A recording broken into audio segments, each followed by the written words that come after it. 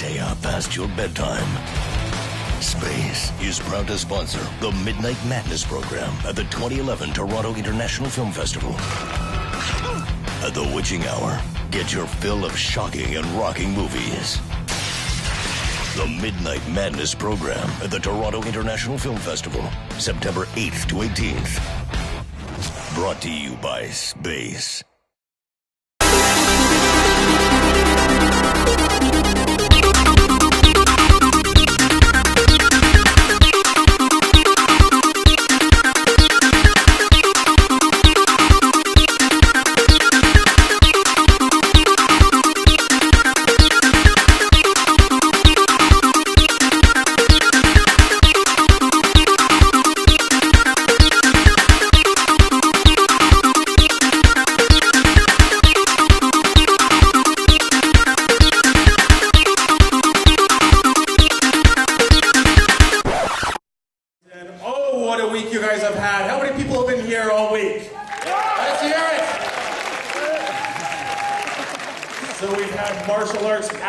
We've had we've had so many different genres, and now we're settling back into creepy horror again.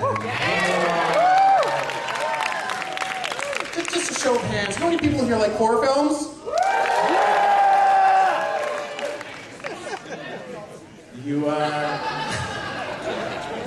Anyways, it's quite a treat to have this director on stage with me. Because of course he was one of the two directors of one of the seminal horror films in the last decade, pretty much, the Blair Witch Project. A film and concept often duplicated but never replicated.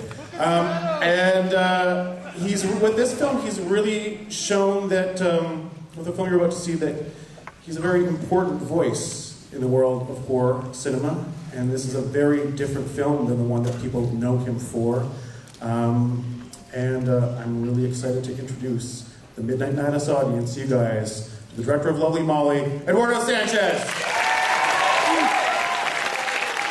And also possibly the tallest director we've ever had in Midnight Madness. First of all, thank Colin for inviting us, and thank all you guys and everybody at TIFF for all the hospitality, and for you guys, crazy people, to watch a movie at midnight. Lovely Molly is, my kind of experiment in taking the first-person cinema that Dan and I kind of brought up with Blair Witch Project. We weren't like the originators, but we definitely popularized it to a different level.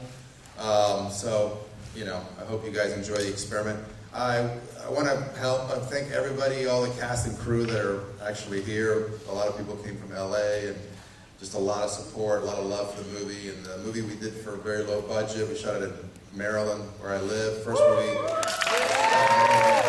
since Blair Witch, so it was very personal. I actually got to drive home every night, which was a treat. Thanks to my wife for putting up with me for the writing and directing and the freaking editing, and my partners for putting up with me. Just my fucking. So anyway, I want to introduce the cast real quick. These guys really freaking did an amazing job for me. Playing the part of Hannah is Alexandra Holden.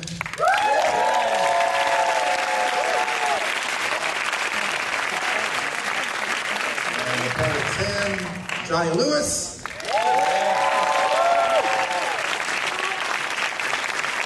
and playing Lovely Molly, my discovery, Newcomer Lodge.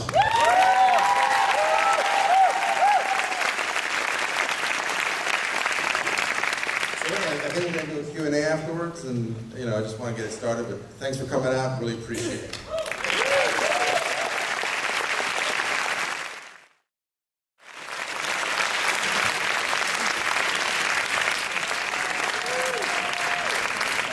Would you like to bring up and introduce us to your lovely cast? Yes, please come up.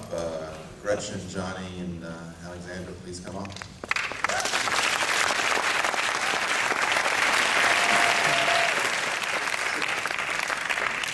going to start off by asking you, I think maybe this film will surprise a lot of people for what they know you for, obviously. Where did the inspiration come to do such kind of a solitary portrait? I've always wanted to make like an Exorcist kind of movie. Exorcist is my favorite horror film, and always wanted to do something like really freaking kind of in your face. And my writing partner Jamie Nash came up with the idea of wouldn't it be cool to have like a possession that somebody videotapes, like a woman videotapes herself going through a possession. So that's where the idea began, and it turned into something else. But I just kind of ran with it, and I don't know where I got the inspiration, but it just turned into this like really kind of dark journey. And I just kind of, I don't know where it came from, honestly. It just kind of came, and then when I found Gretchen and I matched up to the character Molly, most of my work was done at that point, because it was just like, it just, something happened on the set. It was just like this magical thing that just came together. You show like a remarkable control and restraint in the storytelling, and also in the handling of your actors. How did you find Molly? Gretchen was, we kind of went back to the Blair Witch kind of template of like going to New York and auditioning non-union talent, like just basically just people, just people that are waiting to be discovered. And we auditioned for a couple of days, and Gretchen came in and read this little monologue that I had written, and I had seen it at least 2 or 3 dozen times that day, and she just completely floored me. And so I was, and she left the room, and I turned to my executive producer, and I was like, I think we may have found Molly there. And then we went to LA and did a little bit more casting, and there's some more established actresses who were interested in the role, including actually Alexandra.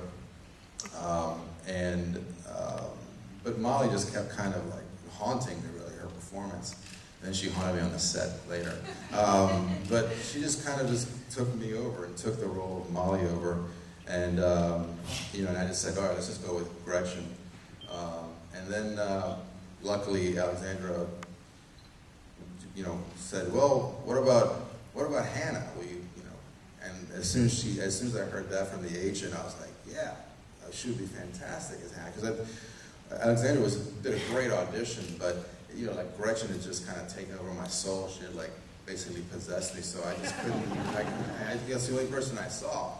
And then Johnny, I saw his reel, and actually my agent's assistant recommended me. He's like, hey man, there's this guy named Johnny Lewis. You should see his reel, and he gave me the link, and there was just like this natural kind of. I don't know, there's this natural quality to Johnny's work that just like, endears you to him. And I knew that I needed somebody, like that for Tim. And and luckily he agreed to do it and come out to Maryland and, spend a month with us. So. Gretchen, Molly's character is, you really kind of gravitate and kind of feel for her. I mean, it's so well written. The fact that like, it's a very kind of working class character automatically can kind of gravitate to your character.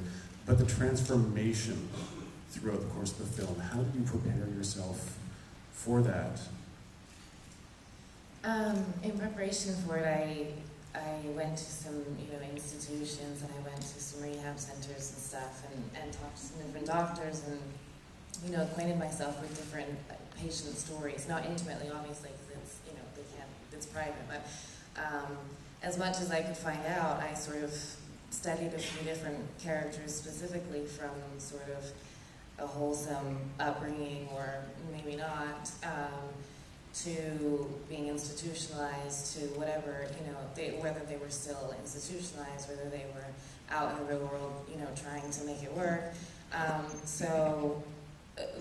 And the fact that they're real characters was really, I wanted to tell that story. It's something that often gets, shoved to folders in offices, and so it's a dramatic thing that can happen to someone, and then I wanted to tell it in as an honest way as possible. So that was sort of the research that I did. I was wondering about the right towards the beginning of the movie. You go down in the basement in almost like a sub-basement, and there's something that she opens up, and then there's this very elaborate double force bed. It looked like it was deliberate. What was the deal with that? It's this thing here. It's the logo of the film. The original script had her going back into the shed and pulling over like a piece of plywood, like basically find a place. She found a place with a video camera that nobody would have found unless they knew it was there. And I wanted it to be something, not something that had to do with that firmly placed the movie in the possession world. Like there's something that happened, and there's something that happened in this house that it's not it's the first clue to the demonic kind of possession. And then we shot it on the set, and the thing that we call it the Baphomet, it's the horse, the two-headed horse thing. It didn't really work, so we went back and somebody carved a nice, really nice kind of relief of it. And then we went back and reshot it. And it just basically tells you that, okay, you're going down, you're just being the first clue that this could be a demonic possession of some kind, that something happened hidden in this house, in this sub-basement, that wasn't right, It just kind of sets that tone, and then kind of puts it aside for a little while until you start hearing the stuff that's in her head and stuff. So it wasn't one of those darlings that you had expanded, that you had away? No, no, we actually kind of pushed it more. Like the scene at the end where the demon is out in we actually added that digitally later. People were just kind of like, we had a test audience kind of come out with the idea that, they wanted to see something. And, the whole movie was kind of an exercise in restraint. And I actually had in one of the scenes in the script, she's actually sitting on the bed looking up into that corner, and there's the satanic figure sitting there, like in the dark. But we never shot it. We didn't really have the budget to really do it. And I was like, maybe we won't need it. And then at the end of the test screening, it was kind of like apparent that, it was pretty obvious that a lot of people wanted to see something. They thought the demonic kind of possession side of the story needed a bit of a payoff. So we digitally added that, and some really talented guys shot that thing, put that head on, and added that thing. And luckily, Gretchen in the shot it was just blocked perfectly to add that figure. So it was actually something that during the shooting, I kind of pushed back and tried to, stay away from the demonic stuff. And then once we started editing the film and seeing what the audience reaction, we actually started pushing more demonic stuff, more horse noises, more kind of horror, push it more into the horror side of things. Yes. Do you feel like artistically you thrive in a smaller budget, constrained environment to create work, or are you just secretly wishing every night for $50 million? I'm secretly wishing for the paycheck that a $50 million movie brings. I don't know. The last two films before Lovely Molly, after Blair Witch, weren't exactly successes, and they were much higher budget. And I think this one was just kind of my partners and I kind of coming together and saying, let's just shoot a movie as inexpensively as we can. So I think that, out of that, I think, a lot of creativity comes out of it because you don't have, you don't have unlimited CG, you don't have unlimited, costuming, and you can't build a freaking satanic creature to come out of the closet and chase her throughout the house. So yeah, it's a lot like Blair Witch. You had to kind of invent stuff. Just necessity. Just basically, you had no money, so it's you're trying to come up with ideas. And I think it's more creative. Not that I wouldn't want to do a $50 million movie, but I think that at this point, Yeah, I'm pretty happy where I'm at. I think, you know, maybe a little bit more. Maybe I like to get paid on my next film. Maybe that'd be nice. Other than that, I'm pretty happy where I'm at. Yeah. The actors, how do you keep from bringing this home at the end of the day? How do you keep on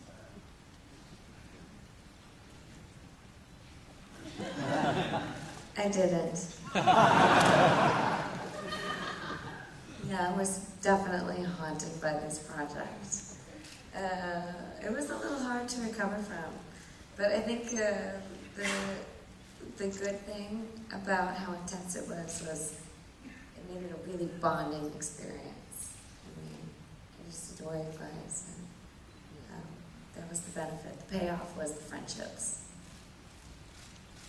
Yeah, and I think that I mean, Gretchen definitely. I mean, she was pretty much in every scene. She was, you know, it was cold when she was naked a lot, dirty, and you know, the deer scene was a nightmare. And I don't know how she did it, you know, like and the thing about Gretchen is that she just brought new things every time, and you know, sometimes I worried about her, like she was like she spent the night alone in that house, like, just for the, you know, just get the character. And there's no way I would have spent the night in that house. Other people, I mean, I'm just such a chicken shit. But other people spent the night, but she spent the night there, and you know, it was kind of, so she, you know, she just amazed me with like the ability to like just kind of, oh, you need me to do that? Shit, yeah, I'm getting in there and doing it, you know. So.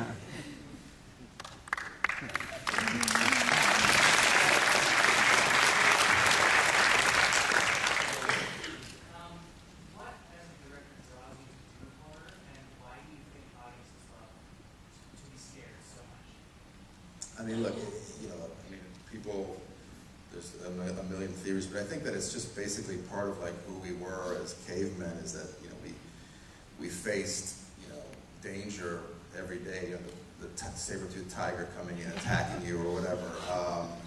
You know, we had such short lives, and, you know, a lot of times just violent deaths, and I think that there's part of us that kind of missed that.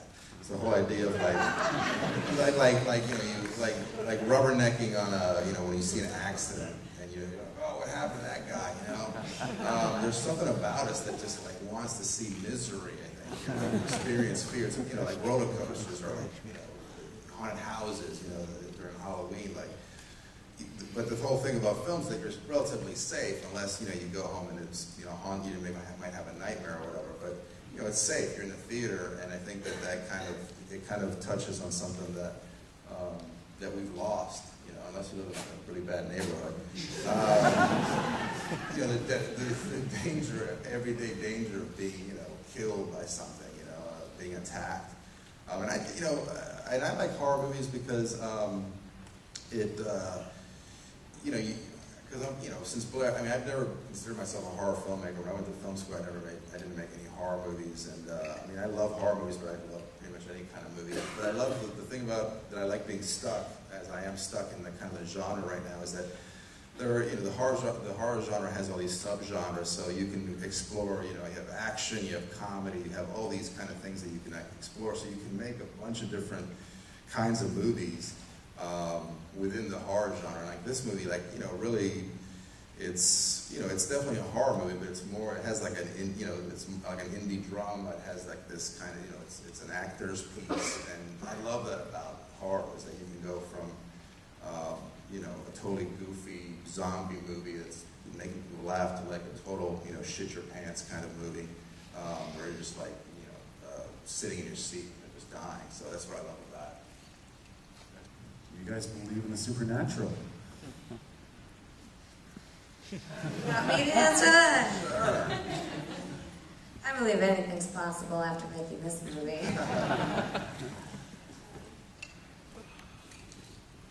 I don't know what you'd want to call it. It could be psychic phenomenon, or it could be the supernatural, it could be paranoia, but it's certainly real. Whether or not it's shared is up for debate, but for the person who's going through it, it's absolutely as real as reality. So, in that case, sure. I'd have to second what he says. You know, I mean, you can't discount personal experience. You know, and I think if it's going on within you, and you believe it to be real, then you know that's what acting is. Right. I mean, like we don't know. We know so little, So I always kind of leave it. I was raised Catholic, and I've since then kind of obviously, really kind of gone away from the whole kind of Christian thing. But to me, like The Exorcist is the scariest movie because if you believe in Jesus, then you believe in Satan. I don't know if I believe in that anymore, but there's always something out there. So yeah, I definitely believe in the supernatural. I just think it's science that we haven't really, that we don't understand. So. On that note, thank you very much. Thanks a lot. Thanks for coming out.